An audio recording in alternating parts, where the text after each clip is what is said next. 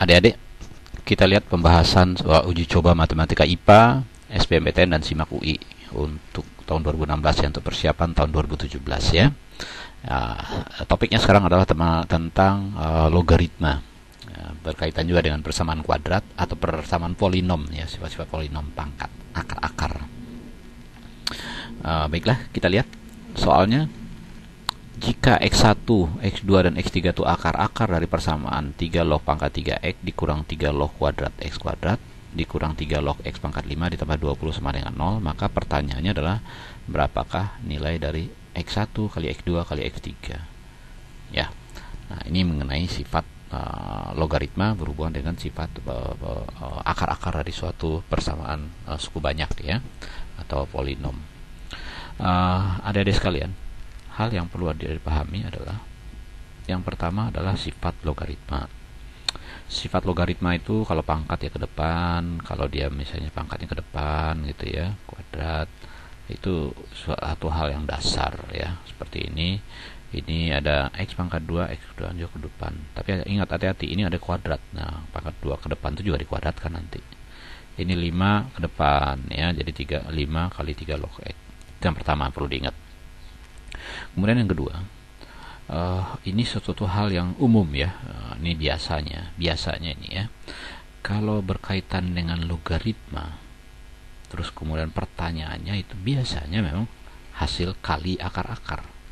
Nah, kalau hasil kali akar-akar, berarti kalau dalam logaritma pasti hubungannya dengan jumlah akar-akar dari logaritma ini gitu.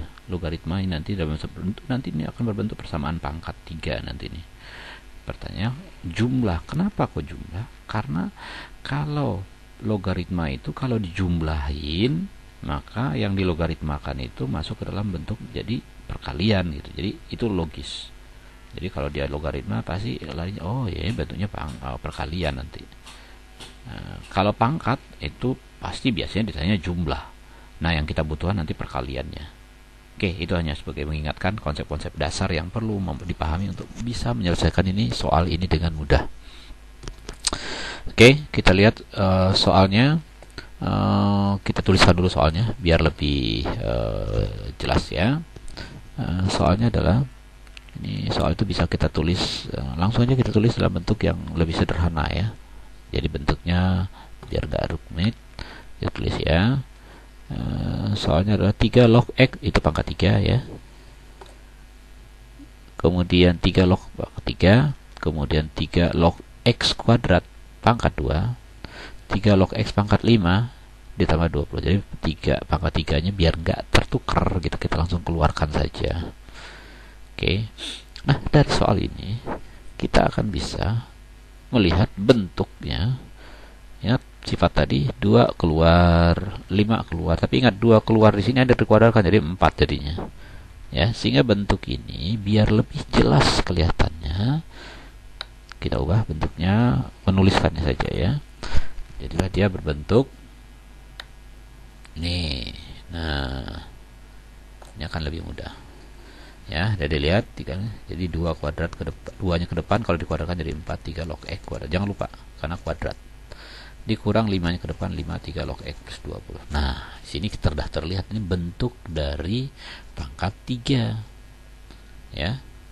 Nah, bisa kita lakukan langsung, atau kalau biar lebih jelas kelihatan sekali, kita gunakan pemisalan lah, biar terlihat ya.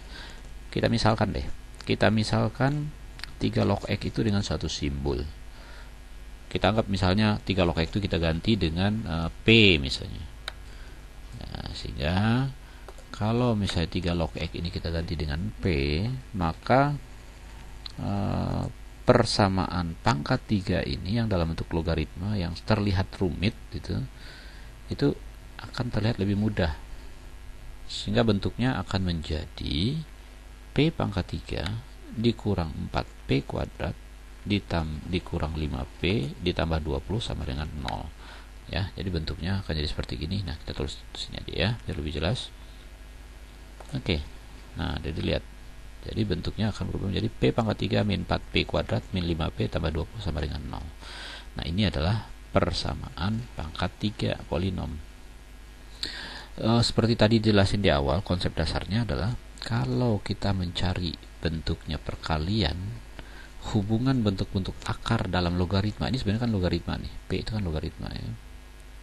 Hubungan perkalian, maka yang kita cari adalah jumlahnya.